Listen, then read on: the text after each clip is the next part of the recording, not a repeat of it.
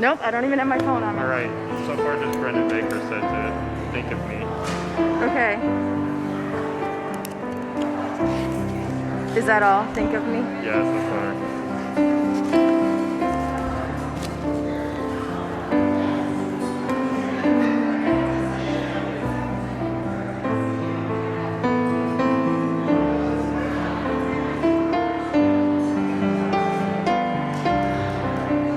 Somewhere that I can grab, or are we looking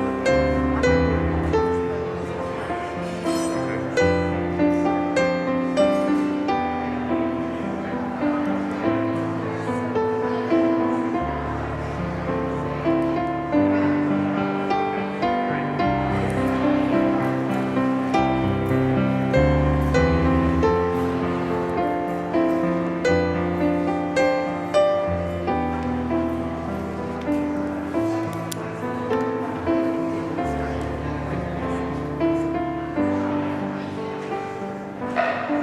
you.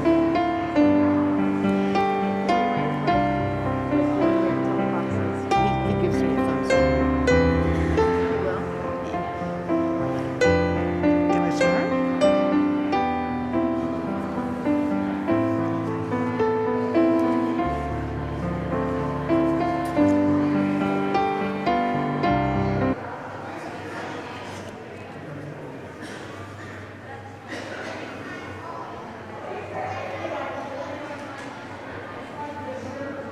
Good morning. My name is Melanie Kitchener. Welcome. Whether the Unitarian Church of Evanston is your spiritual home, what? You're gonna have to start over. Huh? You're gonna have to start over. Okay, he gave me the thumbs up.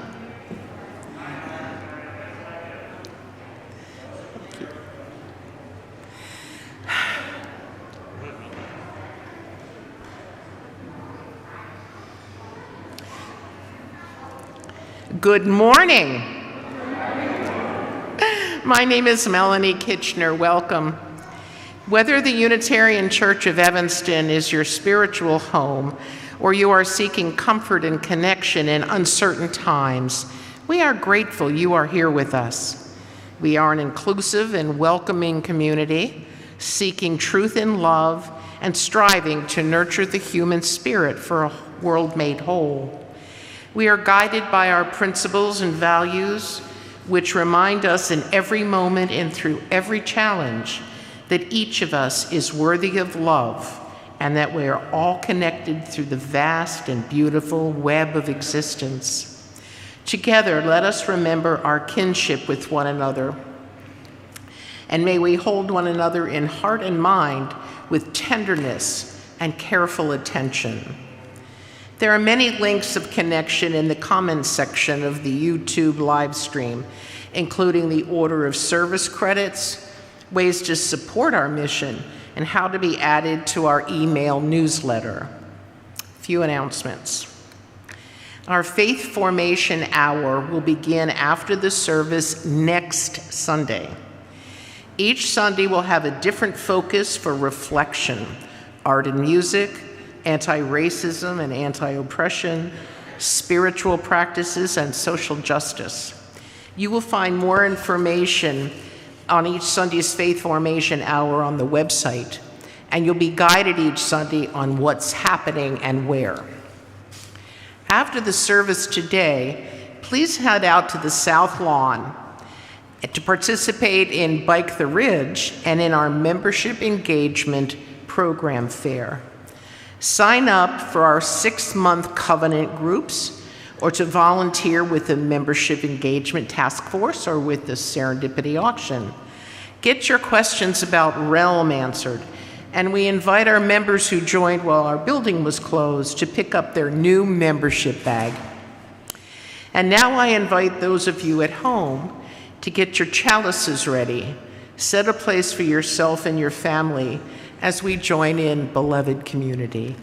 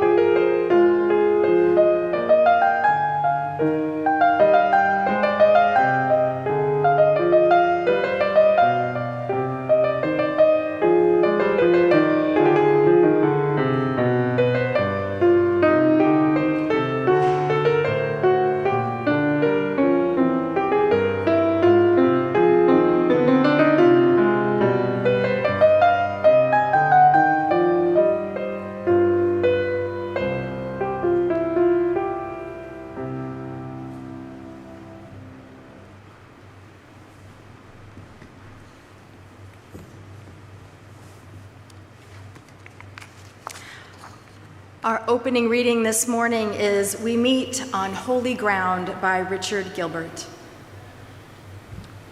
We meet on holy ground, brought into life as life encounters life. As personal histories merge into the communal story. As we take on the pain and pride of our companions, as separate selves become community. How desperate is our need for one another, our silent beckoning to our neighbors. Our invitations to share life and death together. Our welcome into the lives of those we meet and their welcome into our own. May our souls capture this treasured time. May our spirits celebrate our meeting in this time and in this space. For we meet on holy ground.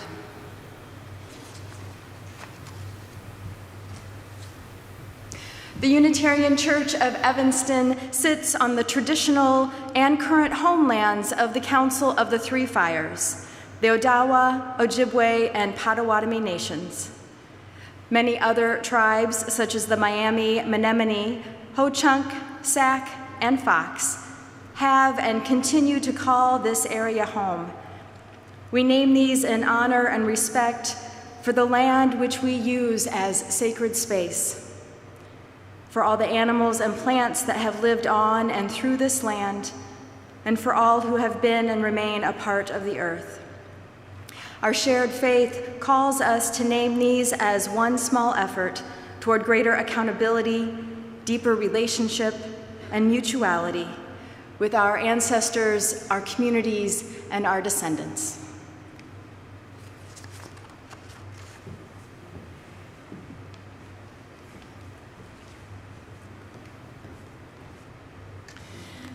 As Steve Sarakaku lights our chalice, please join in reading We Prepare for the Future by Robin F. Gray.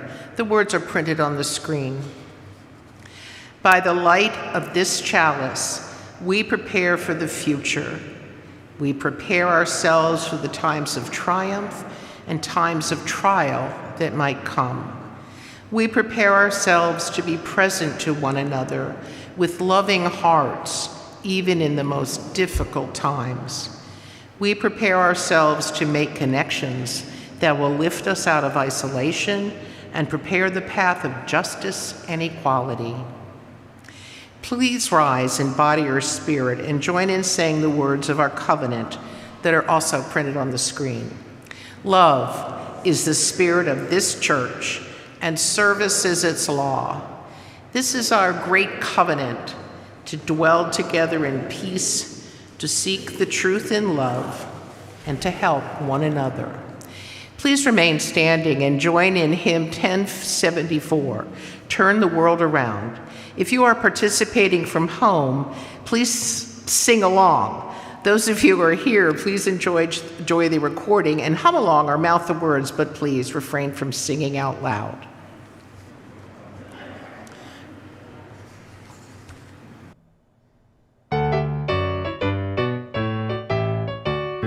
Come from the fire, living in the fire, go back to the fire, turn the world around. We come from the water, living in the water, go back to the water, turn the world around. We come from the mountain, living on the mountain, go back to the mountain, turn the world around. Oh, so is life. So is life. So is life. So is life. Do you know who I am? Do I know who you are? See we one another clearly. Do we know who we are? Do you know who I am? See we one I another know clearly, do we know who we you are? are. See we one another clearly. See we one We another know clearly, do we know who we are. Whoa, so is life a party. Whoa, so is life. Whoa, so is life a party. Whoa, so is life. Water make the river, river wash the mountain, fire make the sunlight, turn the world around. Heart is of the river, body is the mountain, spirit is the sunlight, turn the world around. We are of the Spirit, truly of the Spirit. Only can the Spirit turn the world around. Oh, so is life a mighty one. So is life. Oh, so is life a mighty one. So is life. Oh, so is life a mighty one. So is life. Oh, so is life a mighty one. So is life. Oh, so is life a mighty one. So is life. Oh, so is life a mighty one. So is life.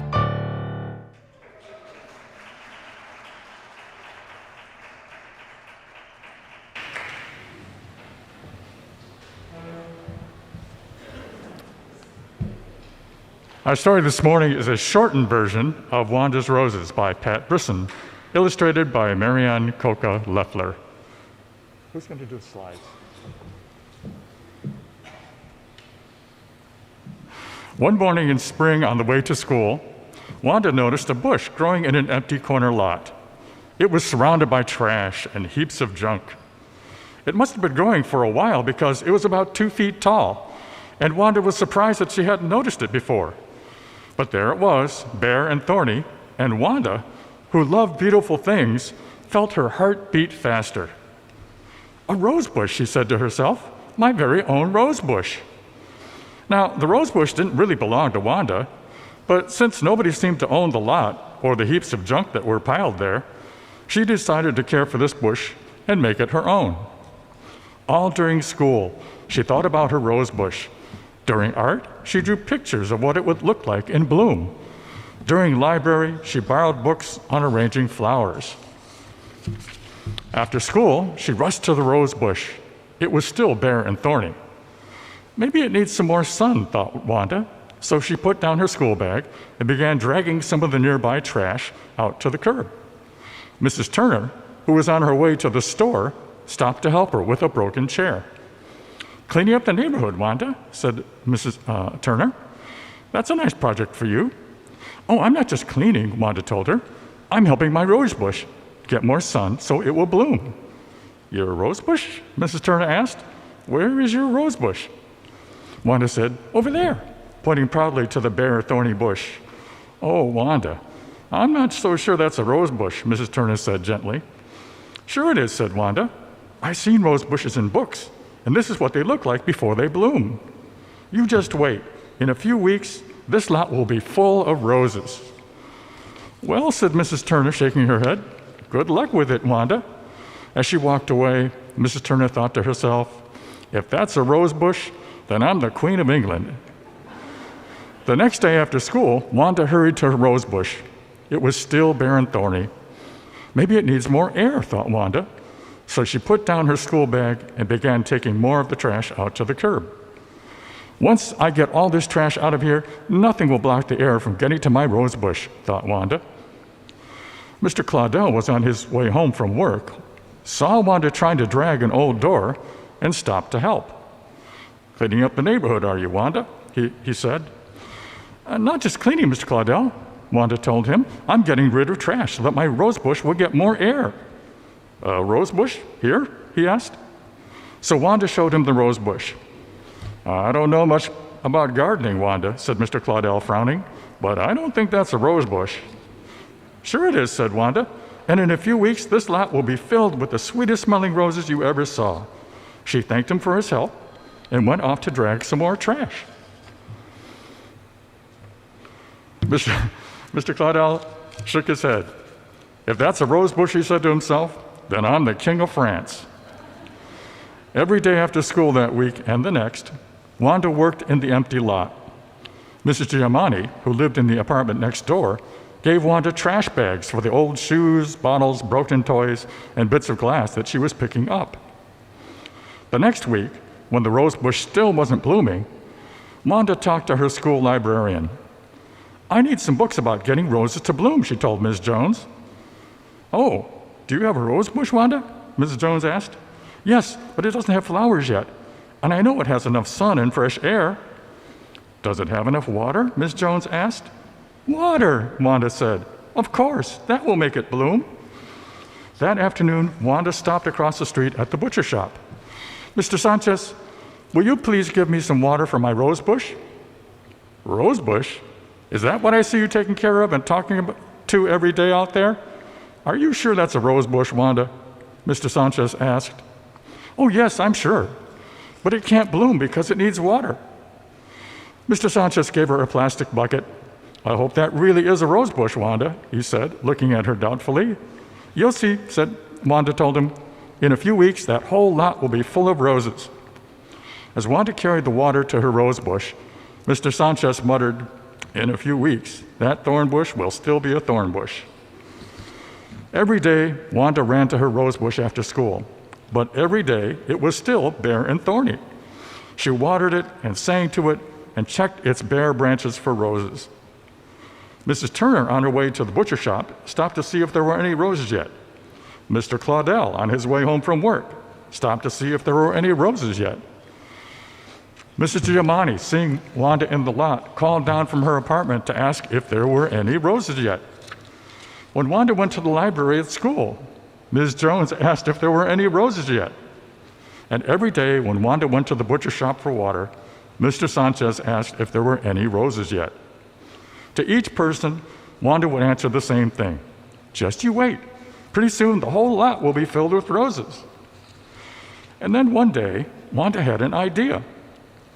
Looking at the bare, thorny bush, she said, if my rose bush won't give roses to me, I'll just have to give roses to my rose bush.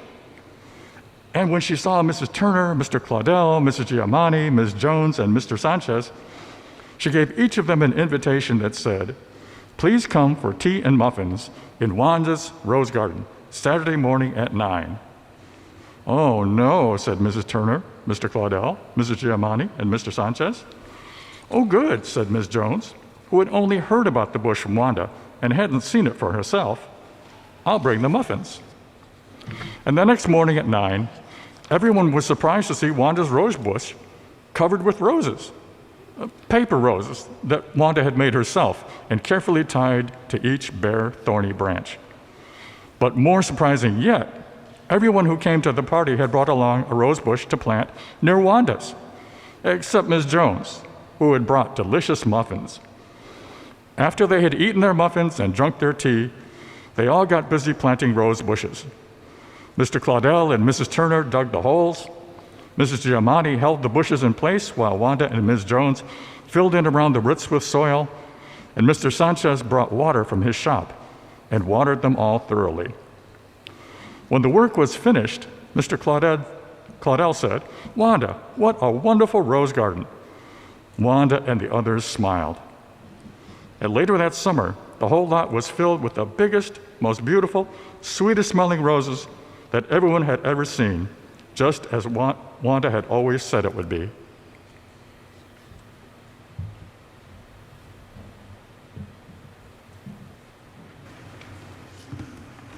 Thank you, Steve.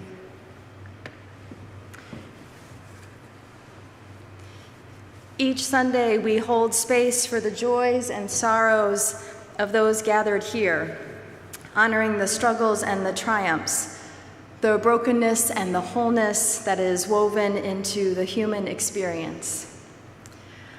I am still getting used to our multi-platform world and do not have my phone with me, so for those of you who have put your joys and sorrows in the chat, please honor each other and we will hold you in our prayers. If you would like a joy or sorrow spoken aloud during our Sunday morning service, you can write it in the Joys and Sorrows book that lives at the back of the sanctuary when you come in the morning. Or you can submit it through the Google form found on our homepage of our website. It's in the yellow box on the right. Or you can enter it into the live stream chat, and I will get better at being accountable to that. These are our joys and sorrows that have been shared today. From George Monaco, I've spent over a year of searching, spiritual, intellectual, and actual job searching. My time of searching is shifting as I've accepted a job offer at Cook Industries. Is Cook how you say it?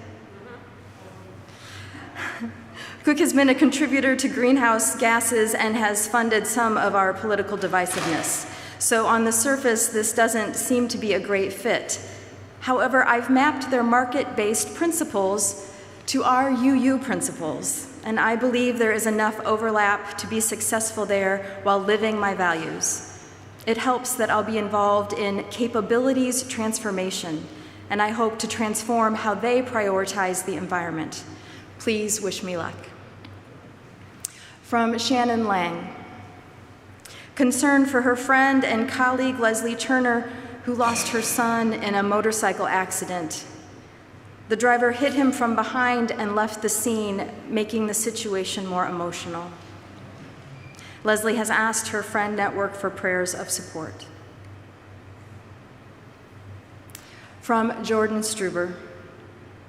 I was readmitted to the hospital due to complications with recovery from surgery. However, I continue to feel the transformative power of love as I am held by the beloved community.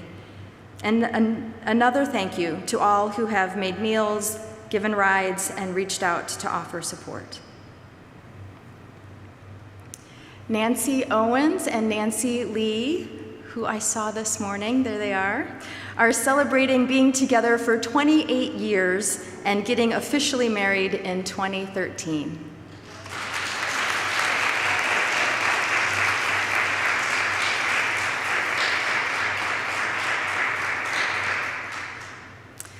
Laura Lothschutz writes that Les Butler's foot surgery was successful and she is getting used to crutches and the knee scooter. Thank you to everyone for your good wishes and concern. The Food and Shelter team joyfully share the news that the Soup Kitchen Committee successfully served meals on September 9th and 15th.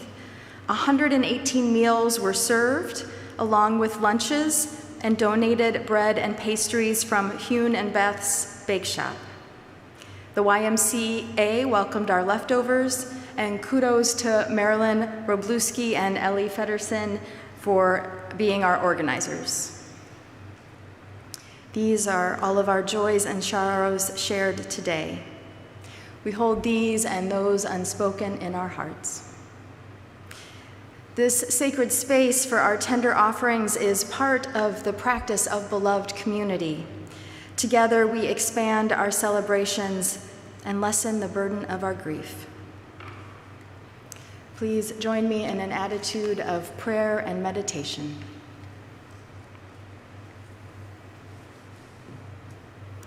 Spirit of life, we gather this morning on holy ground, grateful for the land that supports us and the air that gives us life. We lift up today our grief as we mourn the death of loved ones. We lift up our concerns about children and parents, about our families and friends. We lift up our worries about our health, our finances, and the many pieces of our full lives. We lift up our frustration, deep disappointment, and anger over the history being created within our country's Supreme Court and the larger judicial system, a history that is failing to listen and failing to believe the stories in the lives of women and of those imprisoned. We lift up our frustration about those who are able to be vaccinated and choose not to. As a community, we are holding each other through these experiences, connecting with each other, listening, encouraging, making space for each other. Spirit of love and mystery, we also lift up our joys and gratitude, thankful for medical professionals and technology, for new jobs, for long-lasting relationships, and for the support provided by this community. We lift up our desire to remain grounded in our values, our value of the inherent worth and dignity of each person, our value of the interconnected web of life of which we are each a part. We lift up our desire to see these values reflected in the larger world. We are grateful for the ability to continue sharing our love and working for a more just society. We are grateful for the connections we find within this community. Blessed be.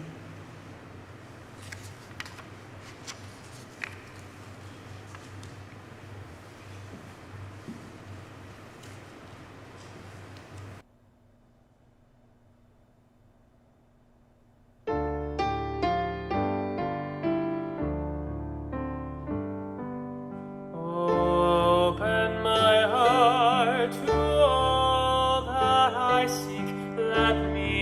a part of the love you give. Open my heart to all that I seek. Let me be part of the love you give. Open my heart to all that I seek. Let me be part of the Let me be part of the love you give.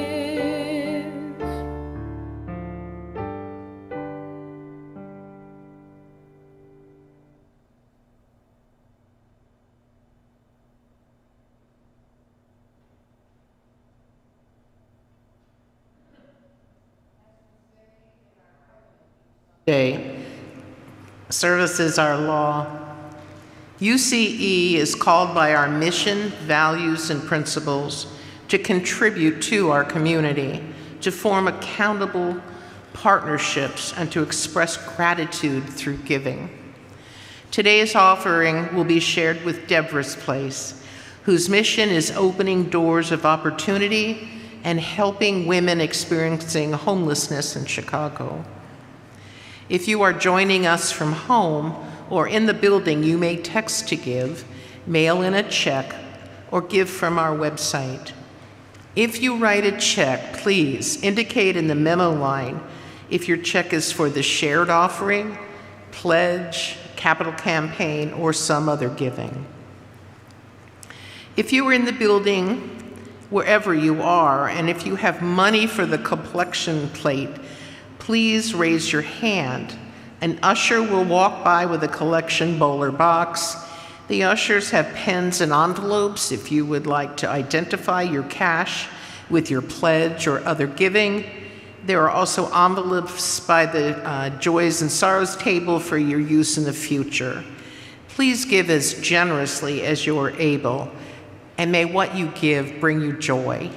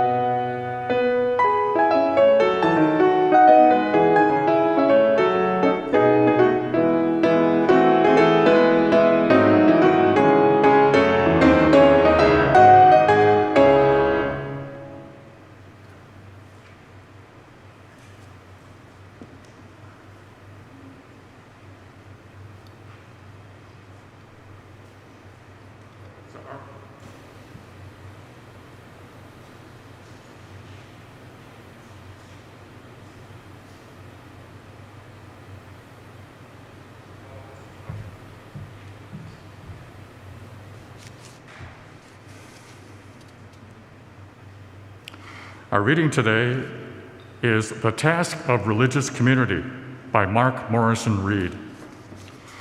The central task of the religious community is to unveil the bonds that bind each to all.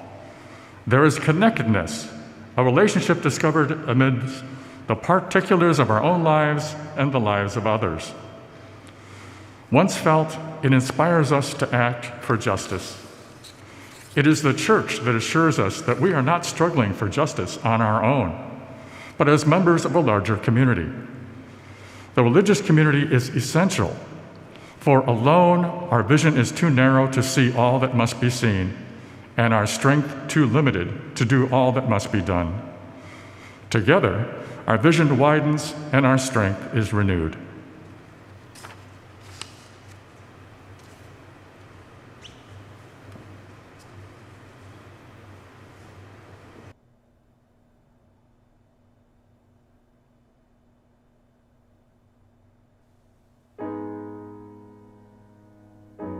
Birds flying high, you know how I feel.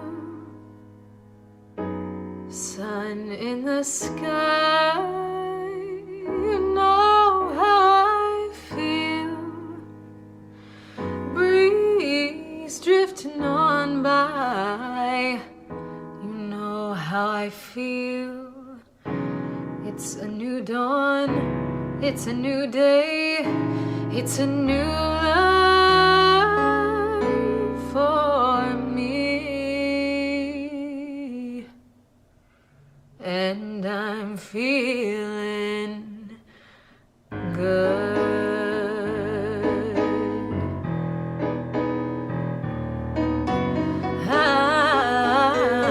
I'm feeling good.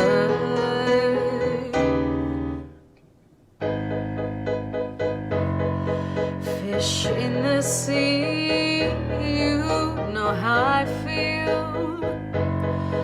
River running free, you know how I feel. Blossom on a tree, you know how I feel.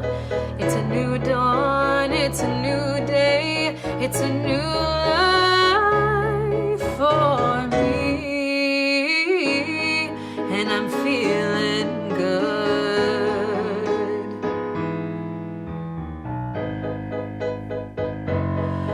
Dragonfly out in the sun, you know what I mean, don't you know? Butterflies all having fun, you know what I mean. Sleep in peace when day is done, you know what I mean. And this old world, it's a new world, and a bold world for me.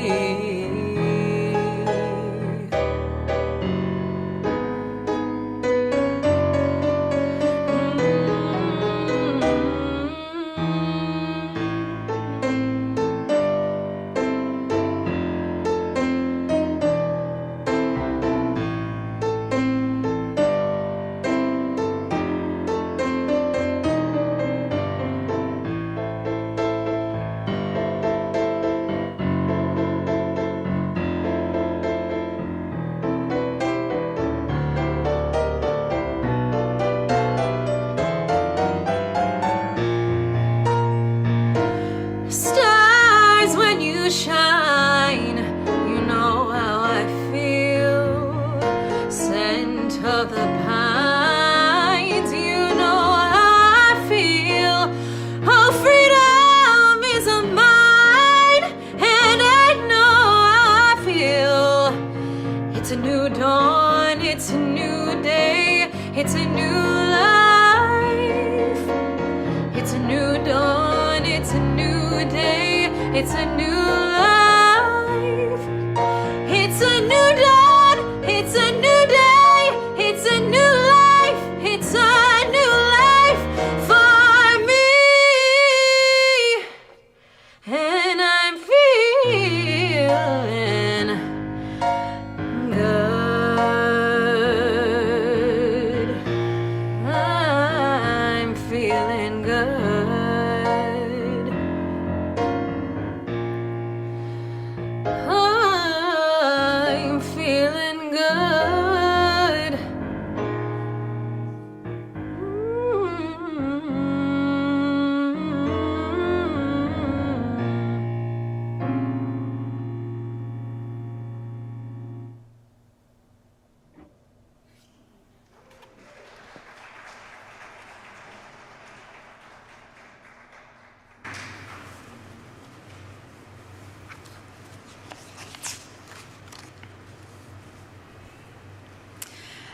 As we emerge from the pandemic lockdown, the anthem Feeling Good resonates with me.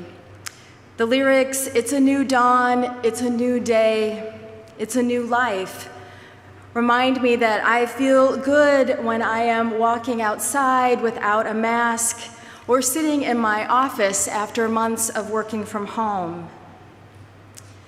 The lyrics, and this old world is a new world, sums up the joy and the newness that I feel about being here in person inside with almost 100 people. Feeling Good is a song from the musical The Roar of the Grease Paint, The Smell of the Crowd, written by English composers Anthony Newley and Leslie Bercuse.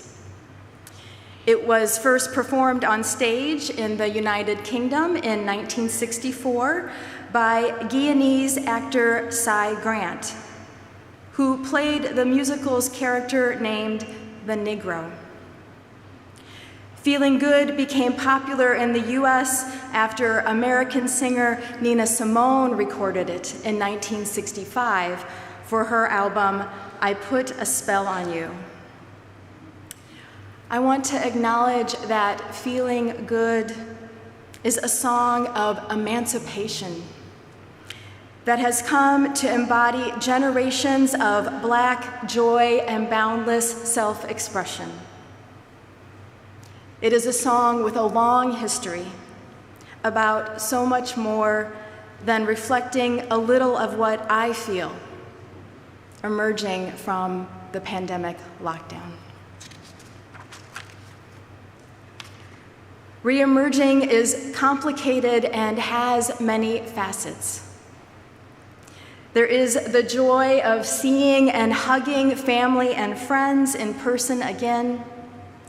There is the relief of returning to favorite restaurants and hair salons. And there are ongoing concerns. These concerns often take the form of added layers of decisions that must be addressed for matters that used to be fairly routine. It used to be, what will I wear? And now we have to add, do I have my mask with me? Does it match my outfit? Do I care? It used to be, do we want to go somewhere on our day off?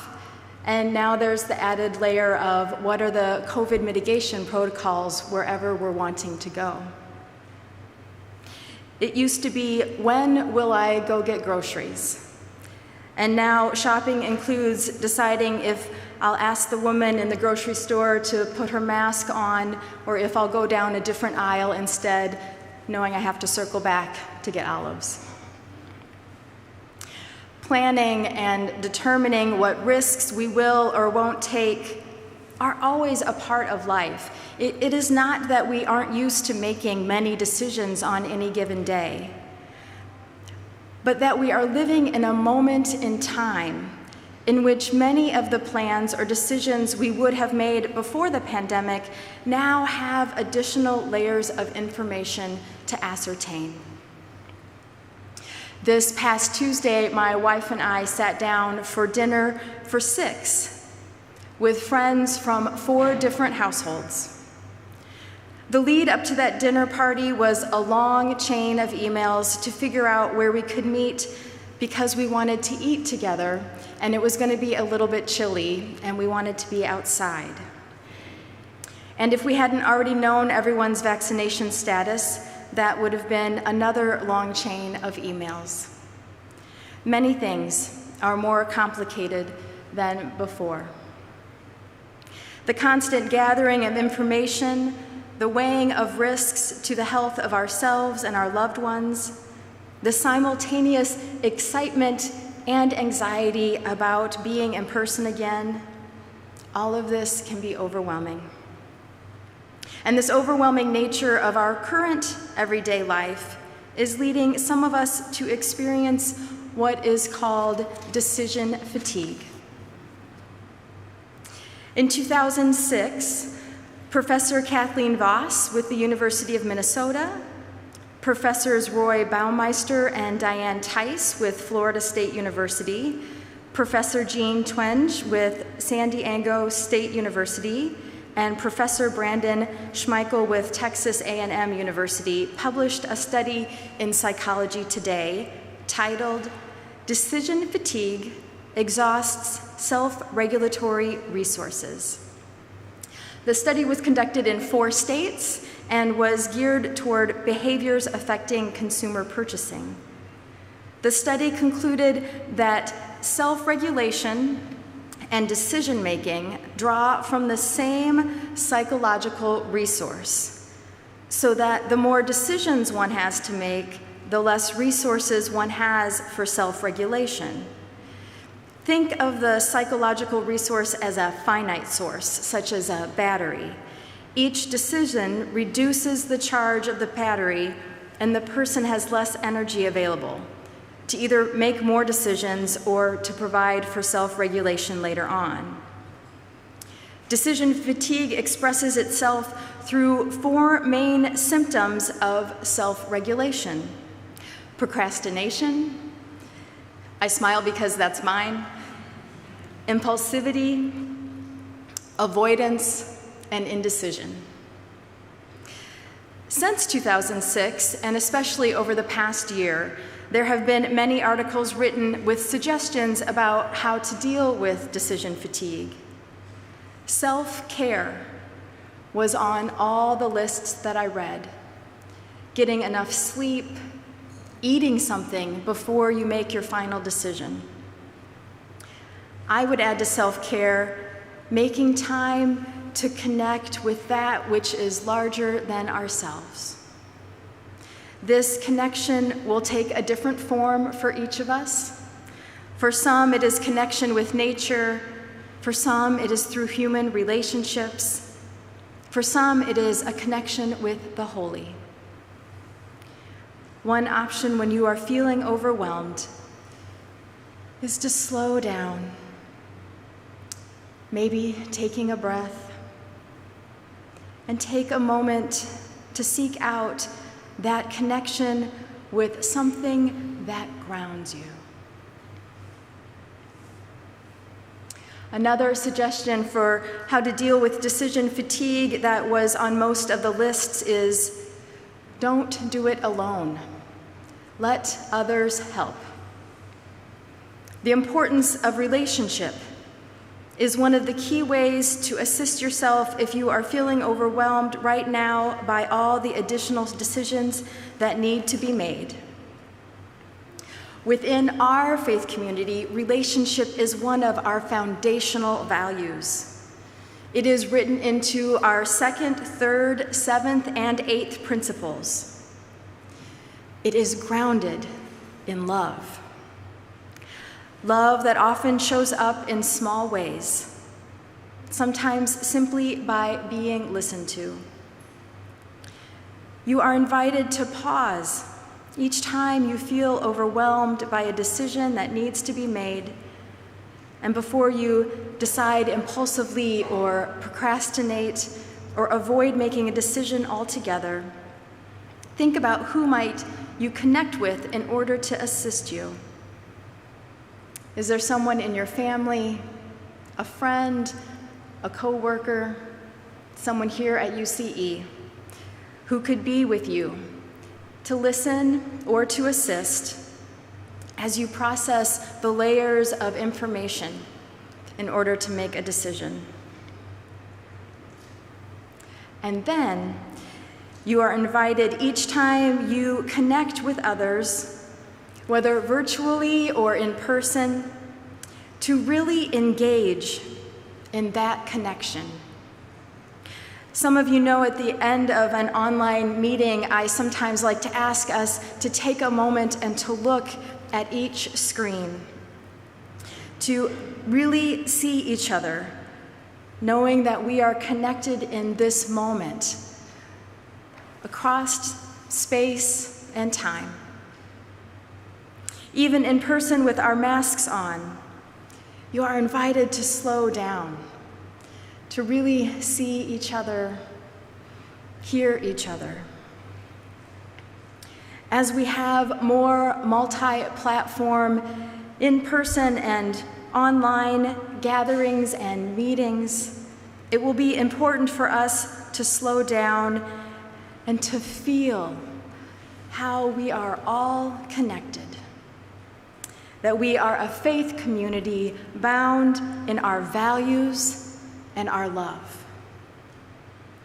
Each connection has the potential to make you stronger and to make our community stronger. As Unitarian Universalist minister Mark Morrison Reed wrote, "The central task of the religious community is to unveil the bonds that bind each to all. The religious community is essential, for alone our vision is too narrow to see all that must be, and our strength is too limited to do all that must be done." In our story, Wanda's Roses, Wanda made an individual connection with 5 different people. And at the end of the story, those 5 people connected with each other in order to create Wanda's Rose Garden. Wanda cleaned up a deserted lot, and the people in her life turned it into a garden.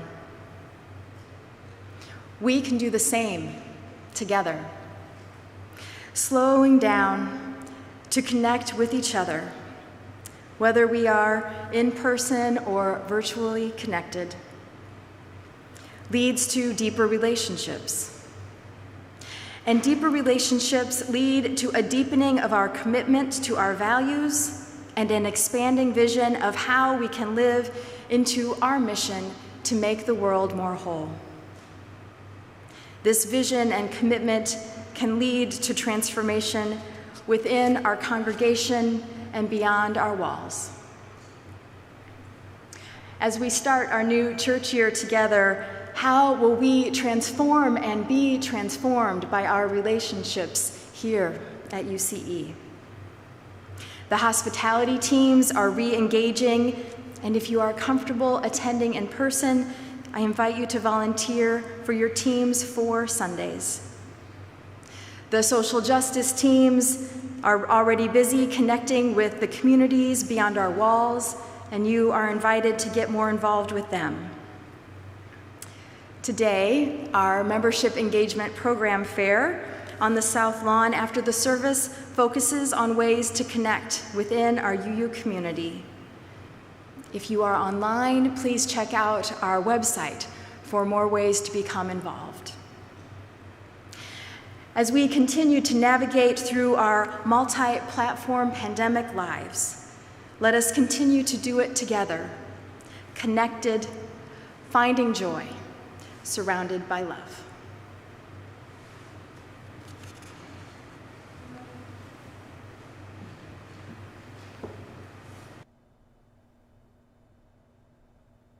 Keep your heart wide open,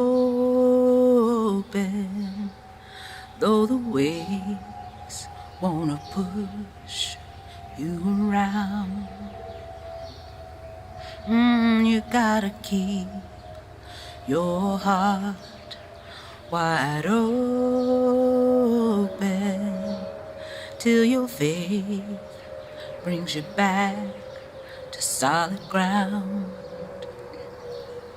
I'm gonna keep my heart. I'm gonna keep wide open. I'm gonna keep my heart wide open.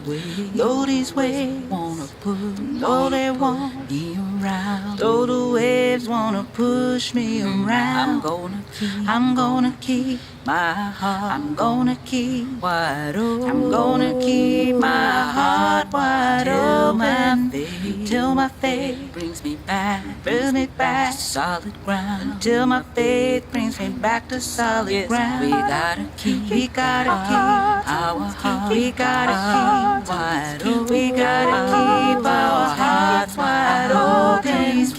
Though these waves wanna push us around, though these waves wanna push us around, we gotta keep our heart. We gotta keep wide open till till our faith brings us back to solid ground. Till our faith brings us back to solid ground.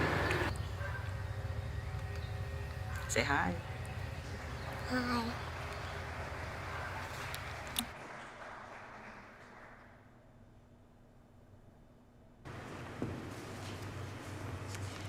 As Steve extinguishes our chalice, please join in saying the words printed on the screen. Though the flame is extinguished, we carry with us the warmth of community, the light of truth, and the fire of commitment until we are together again.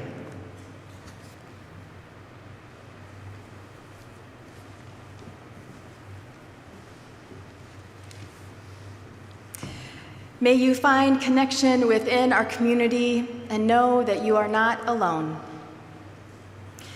May you feel grounded in love, knowing you are an intricate part of our interconnected world.